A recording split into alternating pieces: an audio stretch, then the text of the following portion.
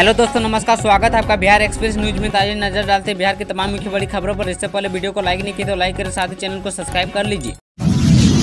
पशुपति पारस को बीजेपी ने दे दिया दूसरा झटका, चिराग का रास्ता कर दिया आसान, मचेगा सियासी घमासान। भाजपा में दूसरे दलों के नेता व कार्यकर्ताओं का शामिल होने का सिलसिला जारी है। फिर से एक बार मोदी सरकार आपकी बार 400 के पार नारों के बीच जिला अध्यक्ष अनिल मेहता के आवास पर सदस्यता अभियान के तहत जिले के राजलोचपा पार्टी के 21 नेता एवं कार्यकर्ताओं ने विधिवत रूप से शनिवार को जिला अध्यक्ष अनिल मेहता की उपस्थिति में भाजपा का सदस्य ग्रहण किया है। जिला अध्यक्ष अनिल मेहता ने कहा कि भाजपा ही ऐसी पार्टी है जो परिवारवाद एवं जात पात से ऊपर उठकर सभी वर्गों के उत्थान के लिए लगातार कार्य करती है। आज नरेंद्र मोदी के नेतृत्व कार्य विकास को देखते हुए पार्टी में सदस्य ग्रहण करने वालों की होड़ मची हुई है। मोदी सरकार देश के युवाओं, किसानों, गरीबों एवं महिलाओं के उत्थान के लिए निरंतर कार्य कर रही है।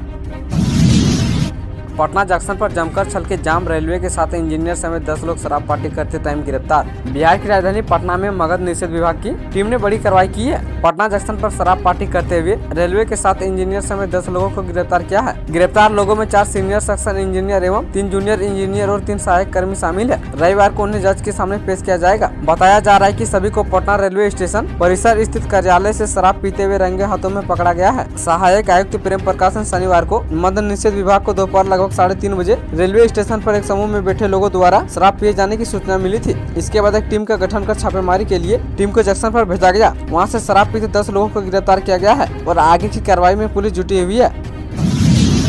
बीपीएससी शिक्षक भर्ती पेपर लीक मामले में खुलासा, ब्लैक लिस्टेड प्रिंटिंग प्रेस को मिला था प्रश्न पत्र छापने का ठेका। बीपीएससी शिक्षक पेपर लीक मामले की जांच में ईओयू के एसआईटी को कई महत्वपूर्ण सुराग लगे हैं। अभियुक्तों को रिमांड पर लेकर की गई पूछताछ और जिस प्रिंटिंग प्रेस से प्रश्न पत्र लीक हुआ है वहाँ से पहले भी कुछ प्रतियोगिता परीक्षाओं के प्रश्न पत्र लीक हो चुके हैं। कोलकाता की इस प्रेस का मालिक इस आरोप में पहले भी जेल जा चुका है। इसके बावजूद फिर से उसी प्रिंटिंग प्रेस को इस बार भी शिक्षक बहाली के तीसरे चरण की परीक्षा के प्रश्न पत्र को छापने का ठेका दिया गया है। इसकी जाँच भी ईओयू कर रही है। प्रिंटिंग प्रेस के जिन कर्मियों के नाम सामने आए हैं उन्हें भी गिरफ्तार कर पूछताछ की जाएगी। आपको बता दें कि बिहार लोक आयोग द्वारा 15 मार्च को हुई दोनों शिफ्टों की तीसरे चरण की शिक्षक भर्ती परीक्षा रद्द कर चुकी है। पेपर लीक होने के कारण आयोग ने यह फैसला लिया था। बीपीएससी ने कहा कि परीक्षा की नई तिथि का ऐलान बाद में किया जाएगा।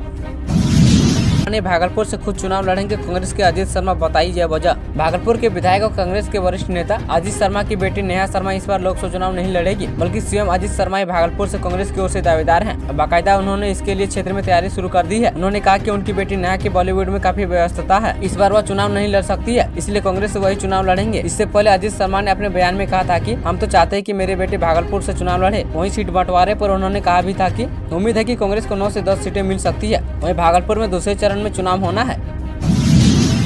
जेडीयू और आरजेडी में गए विधायक बीमा भारती पूर्णिया से लड़ेंगे लोकसभा चुनाव, पप्पू यादव को टेंशन। लोकसभा चुनाव 2024 के बीच बिहार में मुख्यमंत्री नीतीश कुमार की पार्टी में टूट हुई है। जेडीयू विधायक बीमा भारती ने पार्टी की प्राथमिक सदस्यता से शनिवार को इस्तीफा दे दिया है। जेडीयू छोड़ने के बाद वो आरजेडी में शामिल हो गई है। डिप्टी सीएम तेजस्वी यादव की मौजूदगी में उन्होंने आरजेडी के सदस्यता ग्रहण की है। बताया जा रहा है कि आरजेडी उन्हें पूर्णिया से लोकसभा का चुनाव लड़ा सकती है। इस सीट पर कांग्रेस भी अपना दावा ठोक रही है। हाल ही में जाप का कांग्रेस में विलय करने वाले पप्पू यादव पूर्णिया से लोकसभा चुनाव के मजबूत दावेदार हैं। बीमा भारती के आरजेडी में आने से पप्पू यादव की चिंता बढ़ गई है। इस मुद्दे पर आरजेडी और कांग्रेस में तकरार और बढ़ सकती है। आरजेडी में शामिल होने के बाद रुपौली से विधायक बीमा भारती ने शनिवार को मीडिया से बातचीत में कहा कि वह पूर्णिया से लोकसभा चुनाव लड़ना चाहती है। अगर लालू यादव उन्हें मौका देंगे तो वह जरूर चुनावी मैदान में उतरेंगी। वहीं बीमा भारती के आरजेडी में आने के बाद पप्पू यादव ने सोशल मीडिया प्लेटफॉर्म एक्स पर एक पोस्ट किया है। उन्होंने लिखा है कि मर जाएंगे लेकिन कांग्रेस और पूर्णिया नहीं छोड़ेंगे। उन्होंने भी संकेत दिए कि पूर्णिया सीट से हर हाल में लोकसभा चुनाव लड़ेंगे। कोर्ट क्लर्क ने पत्नी के साथ की आत्महत्या, ट्रेन से कटकर दे दी जान। बिहार के मुजफ्फरपुर में एक दंपति की ट्रेन से कटकर मौत हो गई है। घटना अमगोला रेल ब्रिज के नीचे हुई है। ट्रेन से कटने वाले दंपति की पहचान पुलिस ने कर ली है। मृतकों की पहचान मोतीपुर थाना क्षेत्र के बर्जी के अमित कुमार ओझा और अनुराधा ओझा के रूप में हुई है। बताया जा रहा है कि दोनों ने आत्महत्या की है। अमित पेशे से पेशेकार था और वह मुजफ्फरपुर सिविल कोर्ट में कार्यरत था। पुलिस आपसी और परिवारवाद विवाद के बिंदु पर जाँच में जुटी हुई है। फिलहाल मौके पर परिजन पहुँच चुके हैं। मुजफ्फरपुर में होली को लेकर प्रशासन मुस्तैद, फ्लैग मार्च निकालकर लोगों से की शांतिपूर्ण माहौल में होली मनाने की अपील। होली को रंगों का त्योहार माना जाता है। ऐसे में होली के त्योहार को लेकर मुजफ्फरपुर पुलिस अलर्ट मोड में है। आपको बता दें कि इन दिनों एक तरफ जहां रमजान का पाक महीना चल रहा है तो वहीं दूसरी तरफ होली पर्व का त्योहार है। ऐसे में शांतिपूर्ण माहौल में पर्व मनाने को लेकर मुजफ्फरपुर अलर्ट मोड में है। इसी क्रम में आज मुजफ्फरपुर जिले के अलग अलग जगहों पर फ्लैग मार्च निकाला गया है और लोगों को शांतिपूर्ण तरीके से होली पर्व का त्योहार मनाने को कहा गया है।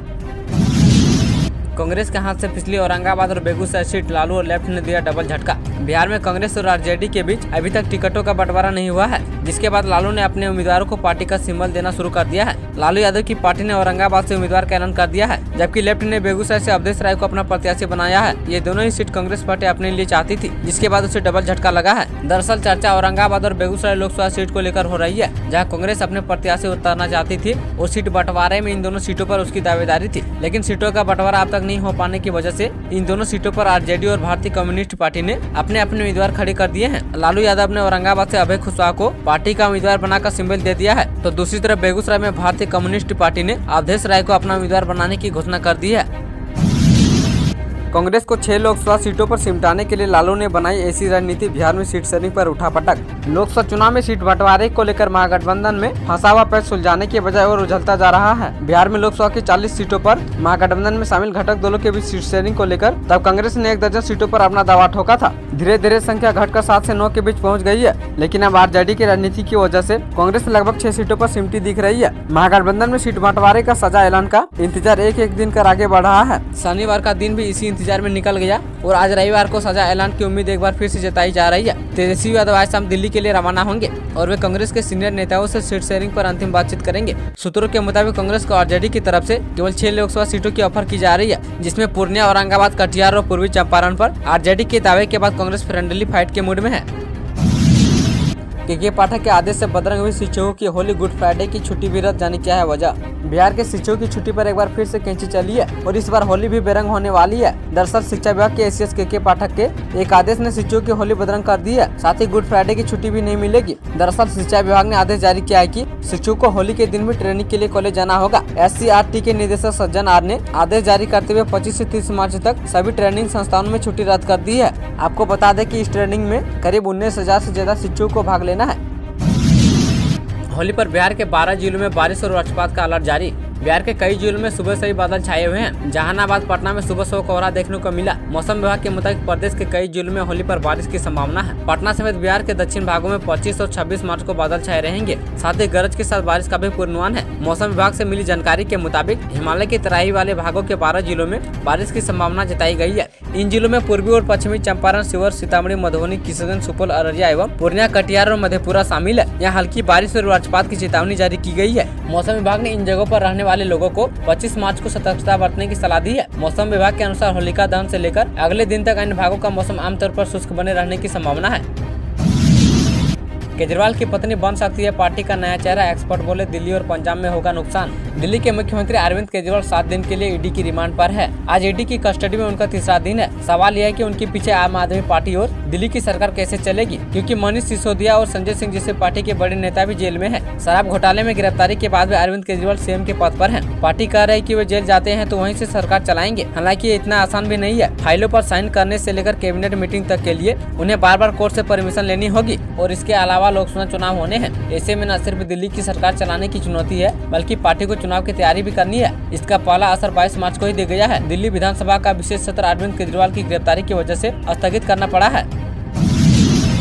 बिहार के सभी जिलों को किया गया अलर्ट। होलिका दहन पर भी पुलिस की रहेगी पैनी नजर। बिहार पुलिस मुख्यालय ने होली 2024 को लेकर सभी जिलों का अलर्ट जारी करते हुए विशेष सावधानी बरतने के निर्देश दिए हैं। शरारती और असामाजिक तत्वों से कड़ाई से निपटने के लिए सघन गश्ती, चेकिंग और छापेमारी अभियान चलाने को कहा गया है। इस पर एडीजी विधि व्यवस्था संजय सिंह ने सभी क्षेत्रीय डीआईजी और आईजी को पत्र लिखकर विशेष दिशा निर्देश जारी किया है। इसमें होलिका दहन और होली पर विवाद के संभावित कारण बताते हुए उसे निपटने के लिए तैयार रहने को कहा गया है। उग्रवाद प्रभावित जिलों में भी विशेष निगरानी बरतने को कहा गया है।